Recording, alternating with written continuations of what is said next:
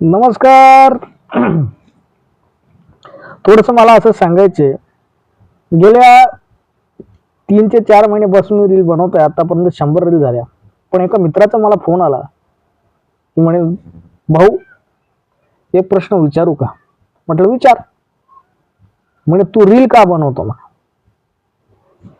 म्हटलं प्रश्न चांगला आहे आणि तुझं स्वागत करतो, तुम्हाला प्रश्न विचारला, आनंद वाटला. पण एक गोष्ट सांगतो, रील बनवतो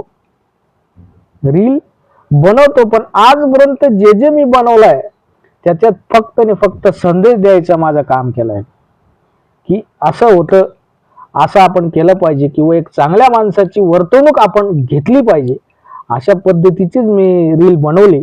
त्याच्यात मी कोणत्याही प्रकारचं काहीच नाही. ते बरोबर आहे, पण का बरं बनवली?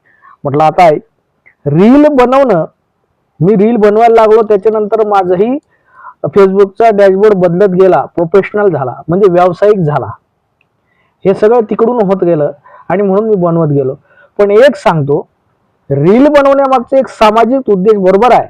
पण एक सांगतो, रील बनवत असताना किंवा रील बनवत गेलो तर एक गोष्ट लक्षात घ्या, रील बनवतो ना, जो रील बनवतो तो एखाद्याचा व्यवसाय वरती आणू शकतो आणि जो रील बनवतो तो एखाद्याचा व्यवसाय बंद पाडू शकतो. एवढी त्या रील मध्ये ताकद आहे, कारण तुम्ही अप्रत्यक्षरित्या माझं बोलणं ऐकतात. आणि म्हणून मला एकच संदेश द्यायचा आहे की रील बनवण्यामागे फक्त आणि फक्त एक सामाजिक संदेश देणं हा जेवढाच हेतू आहे, आणि म्हणून त्याच्यातून चांगलं घ्या, वाईट घेऊ नका. एवढंच मला सांगायचे. नमस्कार.